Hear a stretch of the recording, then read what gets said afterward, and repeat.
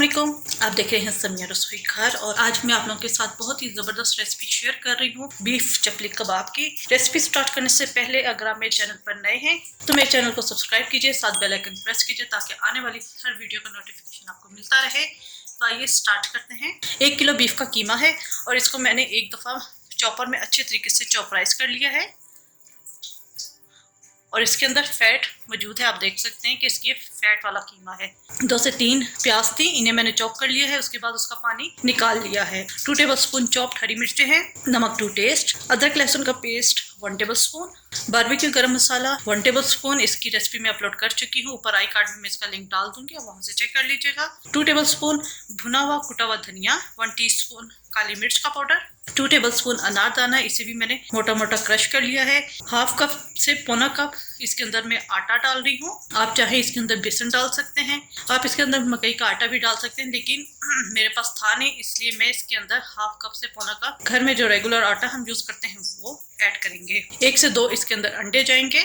1 tablespoon सुरख मिर्च का powder है और 1 टेबलस्पून कुटी हुई सुरख मिर्चें हैं। इसके अलावा हरा धनिया है और 1 टमाटर है, इसे मैंने स्लाइस कर लिया है। मैं आपको 2 तरीकों से चपली कबाब बनाना बताऊंगी। एक वो जिसके अंदर हम ये स्लाइस रखकर चपली कबाब बनाएंगे और एक में हम टमाटर को चॉप करके कीमे के अंदर ही मिक्स करेंगे। तो इस वीडियो को एंड तक देखिएगा। तो आइए स्टार्ट करते हैं। कीमे के अंदर हम डाल देंगे तमाम मसाले, भुना हुआ कुटा हुआ धनिया, कुटी हुई सुरख मिर्चें, काली मिर्च, बारबेक्यू गरम मसाला, नमक, सुरख मिर्च का पाउडर, अदरक लहसुन का पेस्ट, अनारदाना। अनारदाने को आप अच्छे तरीके से साफ कर लीजिएगा धो के, और पानी में से आप अच्छे तरीके से इसे धो के इसे कुछ थोड़ा सा ड्राई कर लीजिएगा और उसे फिर बाद में कूट लीजिएगा। प्याज का पानी मैंने अच्छे तरीके से निचोड़ लिया और ये बिल्कुल रूखी प्याज है, इसके अंदर पानी नहीं है। ठीक है, इसके अंदर जाएगी हरी मिर्चें, 1 से 2 अदद अंडे और साथ ही मैं डाल दूंगी, पहले मैं हाफ कप इसके अंदर आटा डालूंगी। इन सबको हम अच्छे तरीके से मिक्स करेंगे। अच्छे तरीके से मिक्स हो गया, इसके अंदर हम डाल देंगे हरा धनिया, इसको भी मिक्स करेंगे। जी अच्छे तरीके से मिक्स हो गया है, इसको हम रख देंगे आधे घंटे के लिए।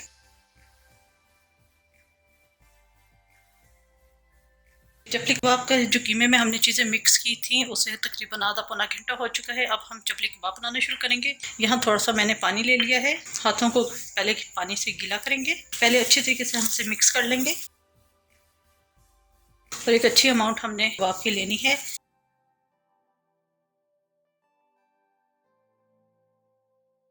ठीक है, और एक पीस हम टमाटर का लेंगे।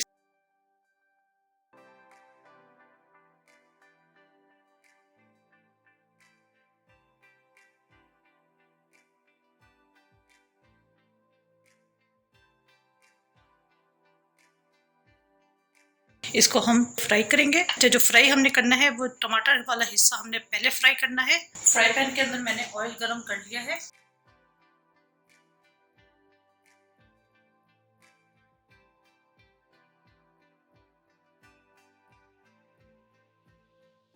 जी एक तरफ से ये कुक हो चुका है, इसको हम टर्न करेंगे और इसी तरह हम दूसरी तरफ से इसे पका लेंगे।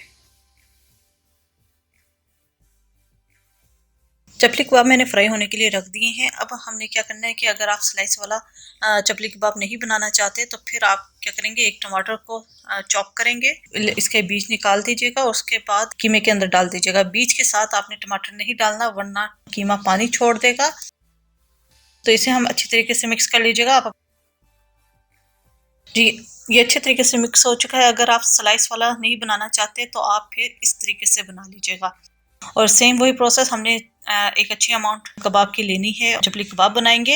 अच्छा एक और चीज़ मैं आपको बता दूं, अगर आप इसे फ्रीज करना चाहते हैं तो फिर आप इसको या तो कच्चा इसी तरह ही फ्रीज कर दीजिएगा वरना आप हाफ डन करके इसे फ्रीज कर दीजिएगा।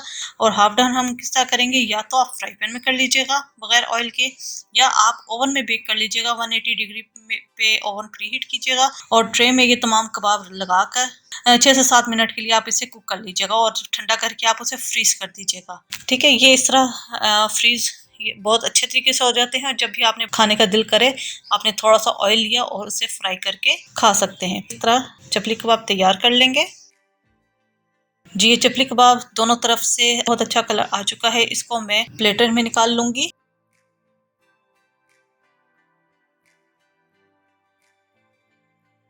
और इसी तरह मैं बाकी भी चपली कबाब फ्राई करके रखती रहूंगी।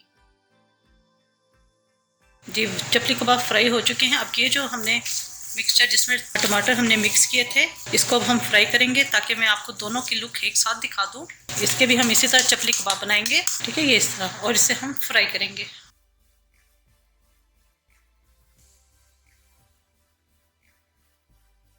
जी, ये चपली कबाब भी हमारे तैयार हो चुके हैं। इनको हम प्लेटर में निकाल लेंगे। ये बेहतरीन से बीफ चपली कबाब तैयार हो चुके हैं। ये मैंने आपको दोनों दिखा दिए हैं कि अगर आपने स्लाइस वाले बनाने हैं तो इस तरह बनेंगे, और अगर आपने टमाटर सेंटर में डालना है तो फिर इसकी लुक ऐसी आएगी। तो उम्मीद है आपको रेसिपी पसंद आई होगी। इसे मैंने सिर्फ हरी धनिया की चटनी जो बनती है दही के अंदर, वो मैंने मिक्स करके उसके साथ हम इसे सर्व करेंगे। और अपना फीडबैक ज़रूर दीजिएगा। मेरे चैनल समिया रसोई घर को ज़रूर सब्सक्राइब कीजिएगा, साथ बेल आइकन प्रेस कीजिएगा ताकि आने वाली हर वीडियो का नोटिफिकेशन आपको मिलता रहे।